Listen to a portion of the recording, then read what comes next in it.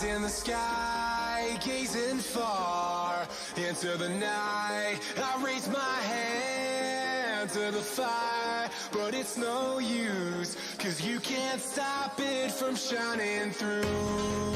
It's true, baby, let the light shine through. If you believe it's true, baby, won't you let the light shine through for you.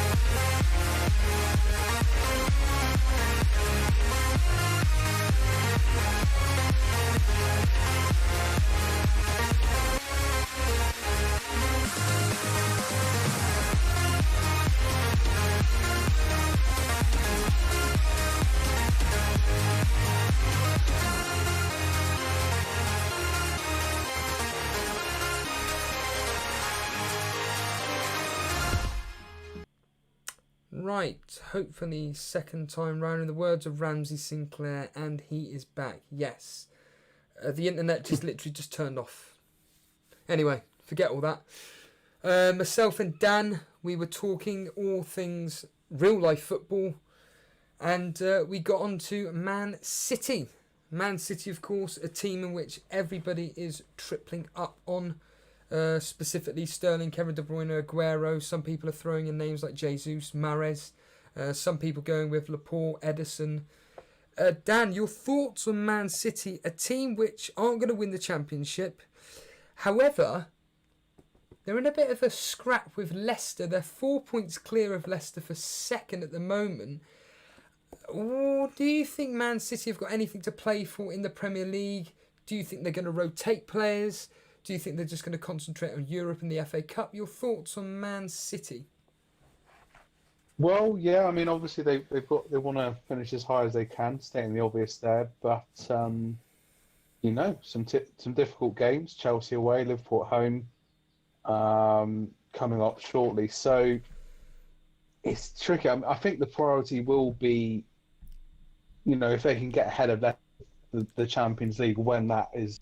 It's meant to be this mini tournament in Lisbon, apparently, to be confirmed. So I think that will be their priority, because that's what their priority was at the start of the season, to win the Champions League and beating, Real Madrid. So, yeah, I think the focus will be on the Champions League. But as I say, I mean, there is still pride to play for when they play Liverpool. You know, they'll be thinking kind of a next season, you know, knock Liverpool off their perch a little bit, to quote Sir Alex Ferguson. And there will still be pride to be played for there. But what is interesting about Man City, I'm going to throw this back to you actually, is Leroy Sané, obviously fit and raring to go again. And I know he's been heavily linked with a move to Bayern Munich, but that is one that kind of, it does interest me, that as an option. Because of how good he was last season, but who knows with that one, really. Yeah, the question for me, from my point of view, regarding Leroy Sané is whether Pep will play him due to the fact all this talk about potentially going Bayern Munich or not. Is there any decent sources to suggest that move's definitely going to happen? Because I think that if it does definitely happen, I don't think Pep's going to play him. He's just going to act like a petulant kid and just think, no, do you know what, stuff you. I ain't going to play you. Why should I be giving you a pre-season to term the phrase, a rival? Yeah, I mean, like I said, the Bayern Munich chairman and whatever has been talking it up, saying it's time for Sané to they'll build the team around him in the future, and it's kind of it all does seem to be up in the air, but. Yeah, I mean, he's fully fit and he's there to play, but he's got 12 months left on his contract, okay? So if, Bayern Munich are making those noises, how focused is he going to be on playing for Man City, even if he does get some games? He's not going to want to get another long-term injury. So it is a difficult one, but you could also look at it and say, well, he needs to start playing again and get going. And if he can hit that form that he hit last season, could be a very interesting option. So maybe it's a wait and see. But I've just got a little stat here. 25 goals and 28 assists in 89 Premier League games. Yeah. It's not bad, is it? Yeah, he's in my terminology, he's a freak of nature. But do you agree that the main assets to be getting from City should be the safe options in Sterling, De Bruyne, and Aguero? Yeah, pretty much, really. Going back to Sterling, what we were saying before about not having the crowds there, that could be, because he started the season well, and then he's fallen off from what he was like last season. But in a way, this feels like a new season of its own, this restart. And it's kind of like a fresh start in a way for him, away from that pressure of, particularly at the away grounds, away at Chelsea, particularly obviously away at his former club, Liverpool. So yeah, he could flourish. And, if you're feeling really, I think maverick's a strong word, but if you're feeling a bit, how should we say, risky, maybe you captain Sterling. Well, I was going to ask you, of the three Man City options, everybody seems to be going with Aguero. Can you make a case for De Bruyne, Sterling, maybe Mahrez, Jesus, Edison, Laporte, Mendy? Or is it really just go with the potential safety option in Aguero? Well, the thing with Aguero, like captaining him in a double game week, it's kind of like it's paid off a lot in the past. I mean, we know, our good friend Jason hosted the show, captained him last season in a double game week, and he actually delivered against Arsenal. Got a hat-trick at home last season. So there's the history. But there's also the hat-trick against Newcastle a few years ago when he captained him there. So I think Aguero does seem a fairly safe bet. But I'm just thinking if you want to take a bit of a gamble like myself and shoot up the leagues, then maybe captaining like I did think about De Bruyne earlier as well, because De Bruyne did score against us at the Emirates. I was thinking about it. A lot of these Man City players have got a good record against us because we've got such a bad record against them. But it was 3-0 at the Emirates. So yeah, but I've just got a feeling Sterling could come up with something potentially. A lot of talk about Mahrez rather than getting in Sterling. Do you think that Sterling and Mahrez are going to play roughly the same minutes? It's the same thing with Aguero and Jesus. People are thinking they may split their minutes up across the two games. Yeah, I mean, possibly. I mean, Mahrez coming into the new year, and that was in excellent form. Really, he really was kind of like living up to his potential with the goals and assists that he was getting. He's doing well in the Champions League.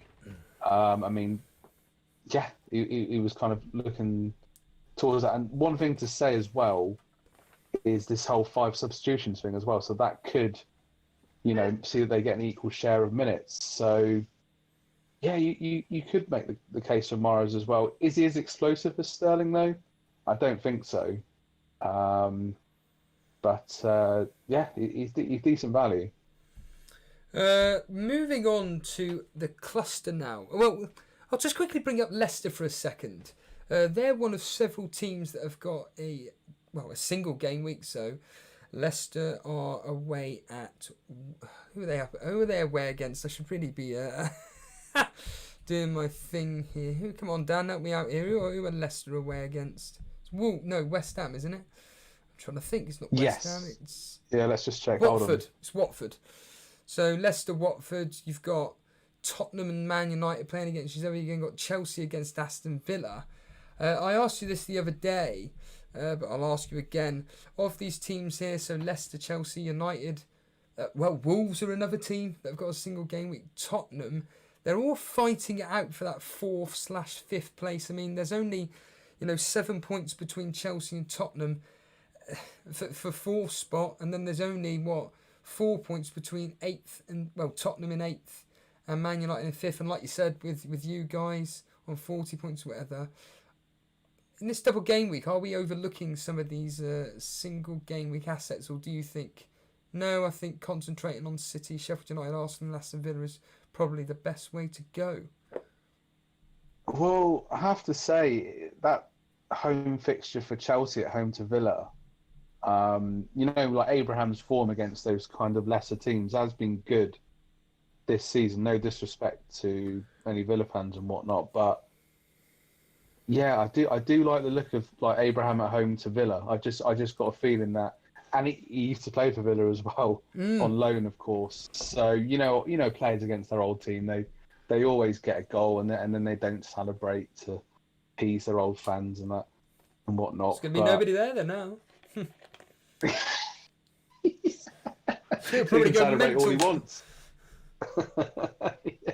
I completely forgot about that, but yeah, I do like that. And then like with Wolves, I mean, looking at my team when I first logged into my account last week, it was like, oh, I've got triple up on Wolves players, and I was like, why have I done that? But then I did look at those fixtures. They've got a lot to play for, and the fixtures are decent. So yeah, so like once again, how reliable, has Jimenez been? Yeah, he's not going to explode or whatever with 2 or 3 goals and 2 goals and 2 assists or whatever, but he seems to have been quite reliable this season. So it is that case where you get all this hype for a double game week, and then there's players like Liverpool players as well that could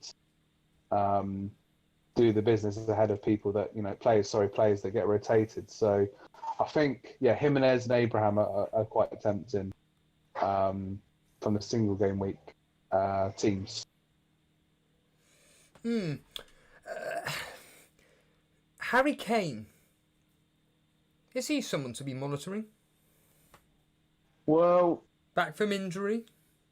Yeah, I mean, prior to the outbreak and whatnot, Tottenham were in a bit of a problem because of the injuries and everything they had to their team. They were kind of decimated by injuries. But with Kane back, obviously Son, he did his military duty and he got the top score for shooting apparently when he was on his military duty. So maybe he'll carry that form into FPL. But yeah, I mean, obviously he's had the injury problems and whatnot this season, but it's Harry Kane. As much as I hate to say it, with his Premier League scoring record, it's just, can you get him into that? Can you get him into your team alongside other players that have been more reliable this season? Really. So, but yeah, definitely want to watch. Just a quick one going back to Man City for a split second, because I actually think this is quite a nice question here. Nigel Mitumbeni asking, thoughts on getting both Jesus and Aguero to cover for Pep's potential rotation? The key being, though, he has his free hit active. So I'm assuming just for a bit of fun, he's going to be loading up on all double gaming players. So yeah, Jesus and Aguero. Yeah, very tempting. Considering the fixtures, it's like, can you get Aguero and Jesus in and get like a De Bruyne or Sterling as well? Will he be able to factor that into his team? Will he have enough money to, how that will affect the rest of his team really? But obviously Aguero, it feels like Aguero's been around forever, literally. He's one of those players that just seems to have been playing from a very young age and just really successful in his career throughout. And I could see him returning against Arsenal and then in the subsequent games. So yeah, it's a pretty good shout actually. Sheffield United, of course, they're very, very, very popular with this specific double game week, mainly from a defensive point of view. I don't really want to talk to you about it from a defensive point of view because we all know who you could pick any one of their defenders. To be honest with you, from an attack perspective, I know Andy. Let's talk FPL. He's going with McBurney. I've got Fleck. I think Jason had McBurney in one of his drafts last night. Sheffield United, from an attacking perspective, is it worth looking at, or do you just think, a bit like with Arsenal regarding, like, let's just stick with Aubameyang predominantly and Leno, is Sheffield United really just a case of just stick with their defence? Yeah, I had Fleck in before. And not, they've got other players. I mean, he was getting some. He scored at the Emirates. He was getting some returns throughout the team. But as soon as I got him in, he just kind of blanked. So when you mention that name, it's just like, oh, there's a bad memory. Yeah, I think of all of them, I suppose I say that Fleck is the sort of one that seems to have the most shots and seems to be the most danger. And what is it? He's 5 million. 5.4 Fleck. 4 million. 5.4.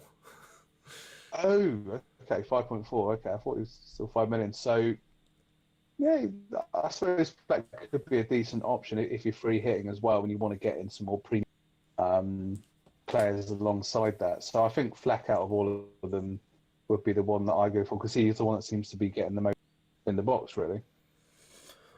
We'll move on to the dregs of the Premier League table now, which is, of course, the bottom half, from 11th down to 20th, and it is making of quite interesting reading here. I would argue that teams like Burnley in 10th, Crystal Palace, Everton, you could go as far as to say Newcastle and Southampton, really they're safe.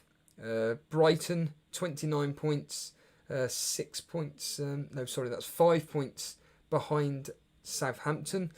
Then we've got Brighton, 2 points ahead of West Ham, Watford and Bournemouth. Those three teams on 27 points. Aston Villa on 25, and then cut adrift at the bottom, as we all know, is Norwich.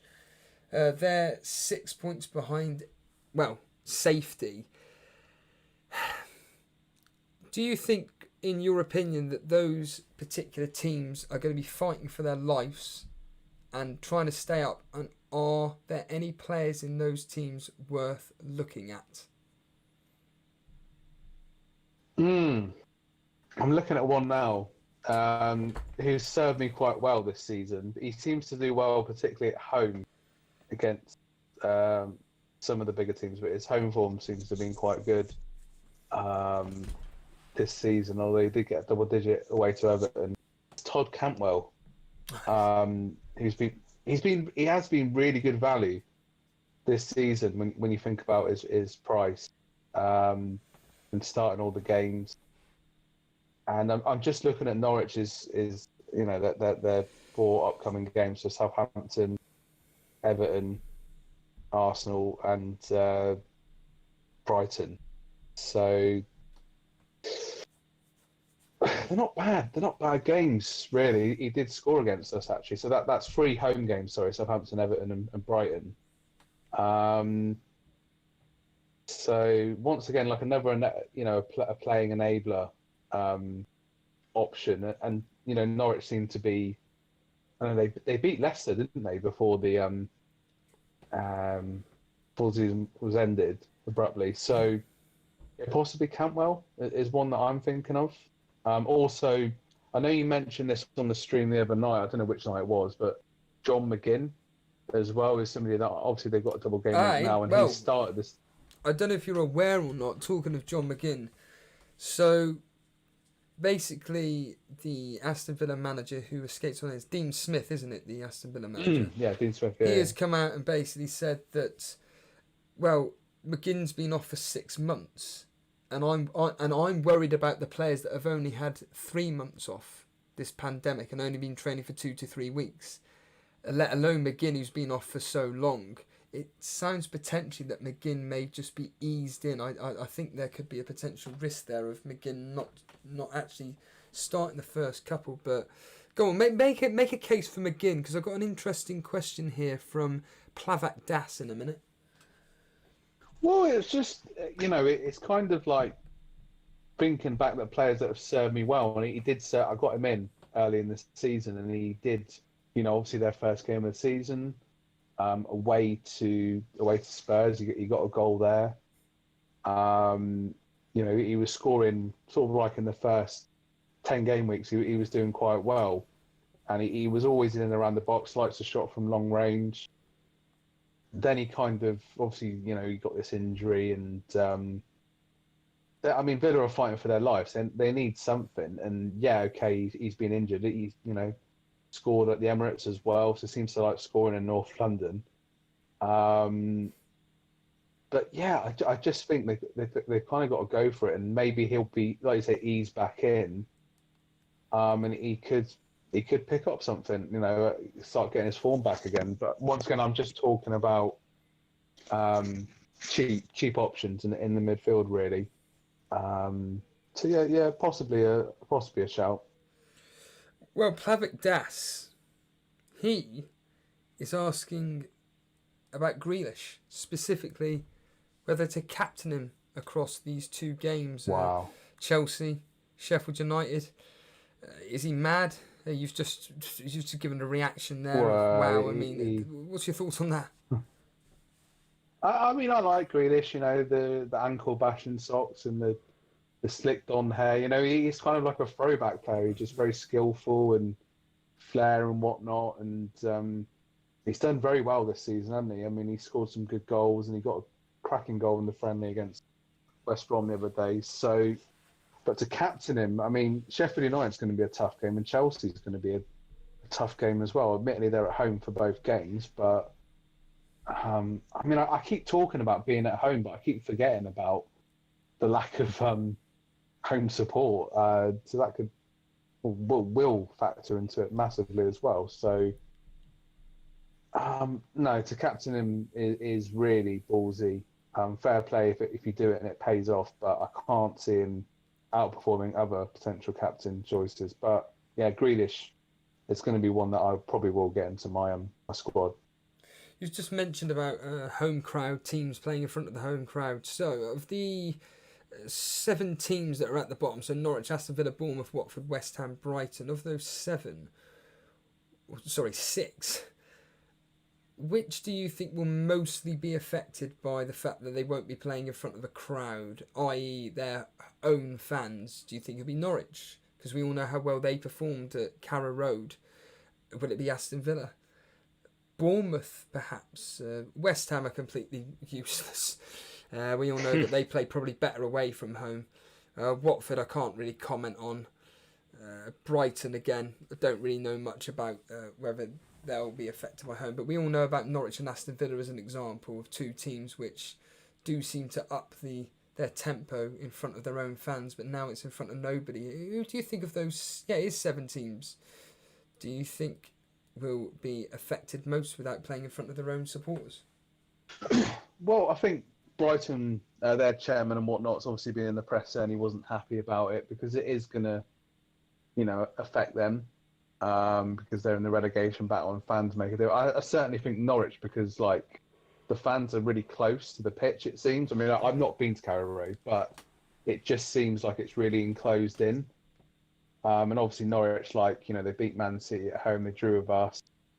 They beat Leicester at home. So they've had some good results, in isolation at points in the season. So certainly that'll be a big impact for them. And I think Brighton as well, it seems to, from what they've said, it seems to affect them. And Villa, they seem to, I've been to Villa Park several times and you've got a very passionate home support there. And they've certainly picked their game up in certain points of the season. It's gonna affect all teams, but I just think particularly with Norwich, with their fans seeming to be so close to the pitch as well, and it does make it more intimidating for away teams. That having lost that is a big disadvantage for them, really. MSK is saying about talking of McGinn and Aston Villa, etc. McGinn has been smashing it in friendlies, so could easily outshine Grealish like he did before he got injured. Obviously, you just mentioned McGinn a minute ago, and MSK asking me specifically, but I'm going to ask you. Who should he be bringing in, McGinn or Grealish? Do you know what? I'm going to say go take a risk and go for McGinn. From my point... I'm going to go against the template. Yeah. Just go for it. From what Don't blame me afterwards. I mean, Lewis is saying it's up to you, of course, but Grealish has been consistent all season. For me, I'm not going to go with any Villa.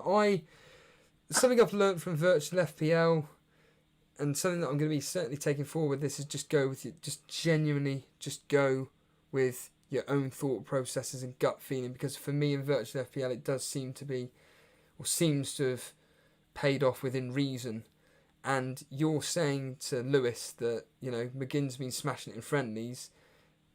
You don't bring him in, he then smashes it in real life, you're going to be kicking yourself. So I would probably recommend go with your own advice and go with McGinn. Looking at the teams that we have nothing to play for, Southampton, Newcastle, Everton, Crystal Palace, Burnley, are there any players, again it's the usual line of off the top of your head, which you think are worth looking at? And maybe Newcastle defenders, Everton, Richarlison, Calvert-Lewin, Southampton, of course, the mainstay, and Danny Ings. Burnley, you've got maybe someone like Chris Wood, Nick Pope, one of their defenders. Yeah, any of those particular teams, any players that you can think of off the top of your head that could do really well over the next 9 game weeks? Yeah, I mean, obviously, Everton players, Richarlison has done well at points this season. Calvert-Lewin was one that seriously burnt me after I took him out before the game to West Ham and called him a B-Tech Walcott, and it's kind of like, I think I fired him up because ever since then he just was scoring lots of goals, and once again for his price was really, really good value. So those are a few. But also Stuart Armstrong from Southampton, because he had some good spells and he's quite cheap as well. Because he seemed to be doing quite well into the new year, so maybe that's another kind of more off the radar player that could potentially perform as well. And like I said about Newcastle this season, they're kind of like, it's weird because as soon as they got Steve Bruce in, they kind of carried on this this Benitez template, if you like, of being really rock solid. And that's not discredit to Steve Bruce, but they seem to have just carried on with that. And maybe like Yedlin, people like that, you can just get in as a cheap defender depending on the fixtures. So it's kind of like just sussing out these these first couple of games, this double game week and the next game week, and seeing what managers go with and fitness and everything, and kind of going from there really, and just kind of recapping seeing if players bring the form in before the 3-month break into the, I'm going to say new season, but continuation of this very drawn out season. Up on screen right now is your the team that you initially had coming into this specific unlimited transfers game week.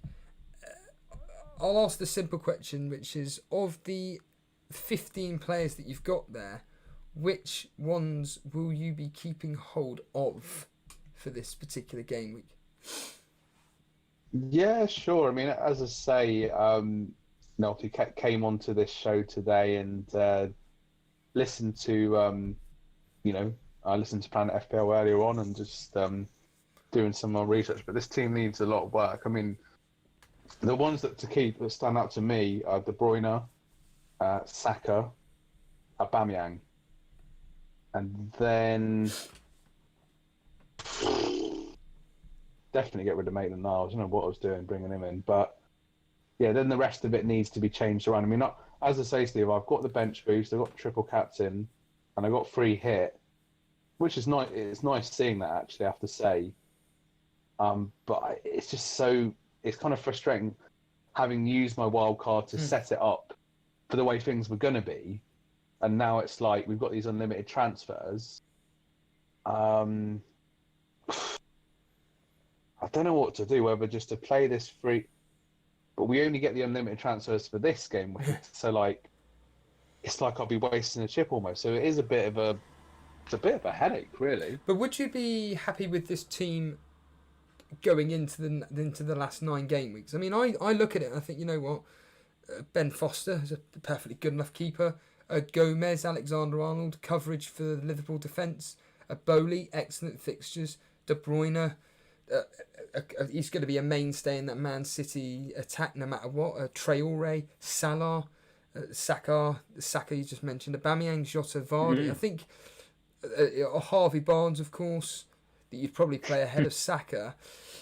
To be fair, I think it's a perfectly good team, and it may be probably wise for you. Look, if you were to come to me and ask for advice, I'd probably say what I'm doing now. Yeah, I'd probably just hit the free hit and just go.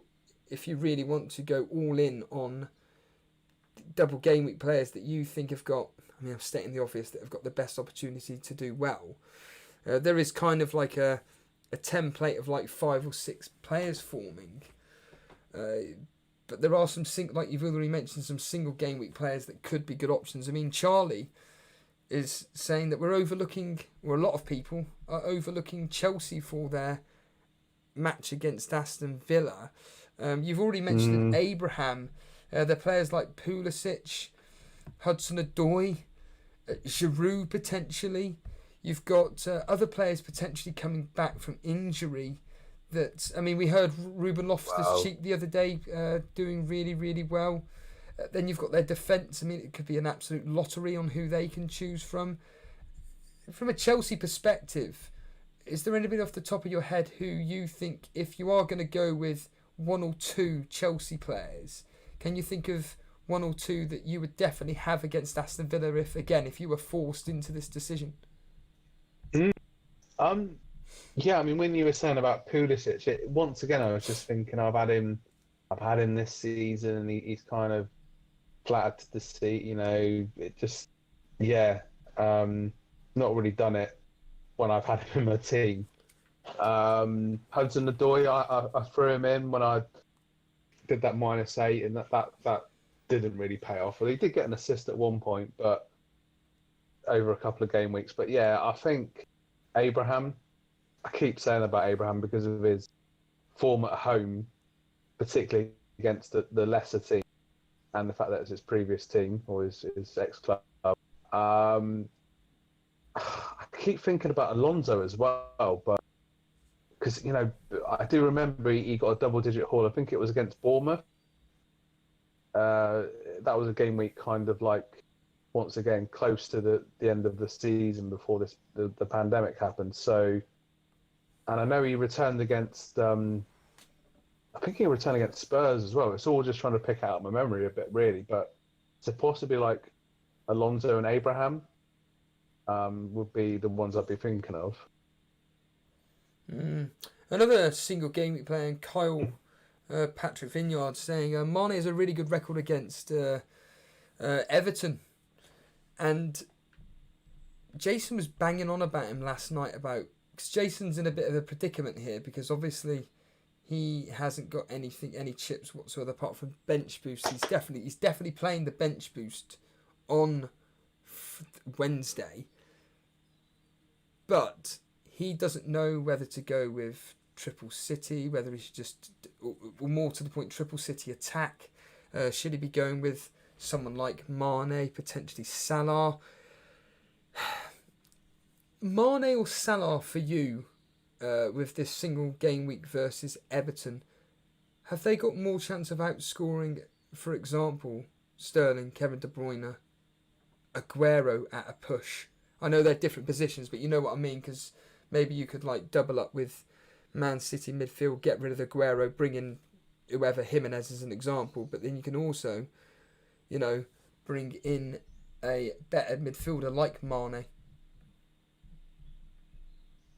Yeah, I mean, that is quite a predicament. You know, I know, once again, it's a Merseyside derby, once again, in this context. It should be, a tight game. I mean, I'm just trying to remember the reverse fixture. Wasn't it? So I'm sure someone can remind me in the chat. I think. No, actually, thinking back, Liverpool won the game comfortably. I remember Origi scored. So, and Mane does have a good record against Everton. So, but I can honestly see, like, say that for example, De Bruyne or Sterling doing more at home to Arsenal, and Burnley in those two games than Salah or Mane in one game against Everton. That's just my opinion on that. Yeah, Mane. Let me just quickly bring him up for a second. They won 5-2 this specific season. They won 5-2. 5-2. Yeah. Wow. And you're thinking of the 1-0 last year, where that's what I was just getting twisted about. Yeah. And do you know what's crazy about it? I actually saw that goal on YouTube the other day, and I was just like, you can't make that up. The way Van Dijk scuffs the ball, like literally just scuffs the ball, and you see Van Dijk walking off like, what have I done? He just walks off, and then it just comes over, and Pickford just kind of, and then Origi it's just mad. I think that's the goal. Yeah, I think there's something else. That's kind of why I sort of think that like Nick Pope maybe should like being the number one. And I'm going completely off point there, but yeah, just Pickford seems to have that in his game. So, yeah, like you say, this season I completely forgot that it was 5-2. That's insane. And just to like add, Mane scored well. Charlie is saying 15 points. He got a goal and 2 assists in that. There you go then. But to be fair, Ancelotti's in charge now because it was Mark Silva, wasn't it, that was in charge at that point. And Everton were letting in goals, weren't they? I remember, they lost to Tottenham 6-2. I'm trying to remember if that was last season or this year. It's all because it's also stretched out. It's hard to remember, but I expect it to be a tighter game. So I still think that, as I say, De Bruyne and Sterling would do more in those two games against Arsenal and Burnley than Liverpool's one game against Everton. For people posting their teams in chat, my advice is to basically post it in Discord and get some of the community members to talk about it with you. There is a menu sidebar, rate my team, and I highly recommend taking advantage of the Discord that we've got set up, because that's what it's there for, really, to help you guys essentially talking about your teams and everything like that, because yeah, that's it really. What was I going to say? I've completely lost track of what I was saying, Dan. Help me out here. Help me out. Have you got any... I've got a question that's been asked by MSK. Thoughts on Loughton, Steve-O, of Burnley? Simple answer with Burnley is this. Sean Dyche, he will have a settled back four. Usually the back four are... Well, it's Tarkowski, me as the centre-backs. Now, he could rotate Charlie Taylor and Peters, possibly, and Loughton with Bardsley. It really is a toss of the coin, the full-pack positions. It always has been under Dyche. He always keeps the same centre-backs, but on the left and right flanks, it really is a toss of the coin depending on who he starts. But then whoever he does start, he'll just give them a chance for the opening 2 or 3 fixtures. So if you're really wanting a Burnley defender, Pope, Tarkowski or Ben Mee. You were going to say something then, Dan, mate? No, I was just... I'm just looking at Burnley's fixtures sort of for the last, game weeks that we've got, 30 to 38. I mean, yeah, obviously the game against Man City is going to be extremely difficult, but then Watford, Crystal Palace, Sheffield United, West Ham, might be worth 31 onwards getting in like a sort of cheap Burnley defence. I mean, do you think that's a logical option given those 4 fixtures? I would probably avoid Burnley like the plague. I genuinely do think that Sean Dyche will be treating these games like FA Cup, well, cup games in general. He doesn't bother with them. and I fear the worst for us. I think that, yeah, we'll get the odd result here or there, but I would avoid Burnley like mad. Especially the City game, honestly, I fear the worst in that. That could be a extremely high scoring game. I mean, it's normally 4 or 5 anyway. Oh, it was 5-0 last Yeah. season, wasn't it? I don't know what the reversal was at the Burnley's ground. This season it was 3-0 or 3-1 where Jesus got 2 goals. Oh, wow. So, Yeah. and I was expecting us to do really well against City because we were doing really well at the time. It was at Turf Moor, and I thought, you know what, I reckon we may hold out here. No, Jesus, we were absolutely torn apart in that game, and I do fear that could be again 5-6. I mean, I remember in the FA Cup, I think it was last season, I think it was like 4 or 5-0, something like that. It was absolutely crazy, and yeah, City. Well, you did get a draw at home to them last season. I think it was Goodmanson got the late equaliser. But yeah, I mean that's last season, isn't it now? But yeah, it's going to be a very difficult game.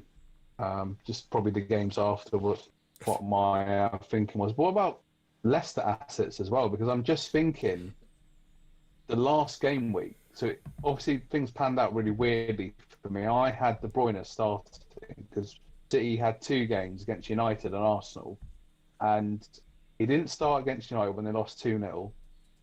And then I assumed that he would start against, us, Arsenal, on the Wednesday game. Who's this, Dan? The evening, man. You didn't say. Who's this?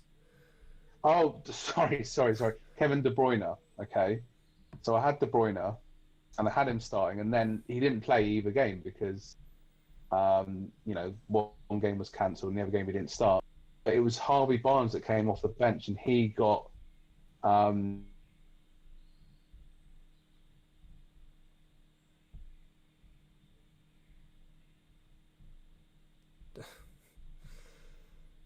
Dan, are you there? I think Dan's now dropped off. Brilliant. I'm still going, and Dan's... Dan, are you there? Yeah. Oh, you completely... I was just talking about... Kevin De Bruyne, yeah, you completely dropped off, my friend. You were saying something about the fact that he didn't start a game, or something words to that effect. It's a long-winded story. I'll get to the point. I mean, sorry. So I'm just thinking about Leicester City. Yes, yeah. And going back to them. Your audio's changed a little bit, but who would be the best? I mean, I've still got Vardy and Harvey Barnes. Going back to 31, reminiscing about that.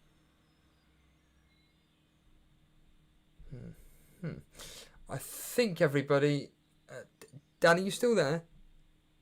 Yeah, I'm still here. You're breaking up a lot, mate. I don't want to risk this stream just coming to an end again. So everybody, I think I'm going to call it an evening now. I would have gone on a lot longer, but unfortunately, due to various technical issues, I think I'm going to call this an end to this. But hopefully you watched part 1. You got a lot of insight from Dan. Talking all Arsenal. It was very, very interesting hearing what he had to say. Dan, do you want to just quickly, for anyone that didn't see it, just quickly tell the audience in a few words your 3 definite players that you'd get in from Arsenal if you had to? The 3 definite players. Okay. Yeah, sure. So Bernd Leno, more or less guaranteed 180 minutes. Will be kept very busy against Man City, so hopefully get some saves, bonus point. And then I would say Saka as a good option at his price point in the midfield, potential for assists. Sorry, and then going on. You think Saka's? You would take Saka of all, of one of your 3 options. So let's be honest here. You're going to choose Aubameyang. You're seriously thinking Saka's probably the best option of any other Arsenal asset? Base. If you look at Dan, mate, I don't know what's happened here. You're breaking up really bad. Well, yeah, I think, Dan seems like he's gone. Unfortunately, I don't know I don't know what's happened basically. So yeah, I'm going to call it an evening. all I will say is that if you are completely brand new around here, just simply hit the subscribe button. There will be daily content. We've got a massive, massive stream for you tomorrow night. So people staying tuned now, make sure that you tune in tomorrow evening, because it is going to be a big, big stream. Not only is it going to be myself and Jason, we are going to be having Llama, Daily Llama's going to be on. We're hoping Firetog can join us, because we want to get them to talking about the Champions League tournament. That's what we want to be talking about. We want to know how that all ends and everything. We then will also be previewing, doing our predictions for Gameweek 30 plus. So make sure you stick around for the predictions. We all know we like to have a bit of fun with that. It's a right laugh and everything. I do want to make sure that we all get involved in that. Jason still needs to decide on his team and everything. He's going to be rushing around like a headless chicken. That's going to be a lot of fun. So yeah, tomorrow's stream's going to be it's going to be a long one. Let's just put it like that. I reckon we could be going on for 2.5 hours, maybe 3 hours. It's going to be your classic Joe Rogan style podcast. Wednesday is going to be the massive big one here. It is going to be huge. Essentially, it is going to be, well, it could be definitely covering the Sheffield United Aston Villa game. Jason will probably be covering the Man City versus Arsenal game. It's going to be crazy, basically, on Wednesday. We're going to be here live covering all the games. Other than that, if you've enjoyed the videos, the classic thing is just simply hit the like button. In fact, everybody, do it right now. Hit that like button right this second while I'm still on air. Let's do an Andy Let's Talk FPL. You know, it'd be great to get to 50 likes right now. Apart from that, everybody, it's been an absolute blast. I have enjoyed it despite the technical issues, but what can you do? Other than that, everybody, myself and Jason will definitely see you tomorrow at 7 p.m. 7 p.m. we'll definitely see you. And Firetog, I've seen your comment there. We will still be live on air at 9 o'clock, I'd like to think. So we'll get you on then, pal. And then you and Llama can chat about the Champions League for as long as you can. Cheers, everybody, and see you tomorrow.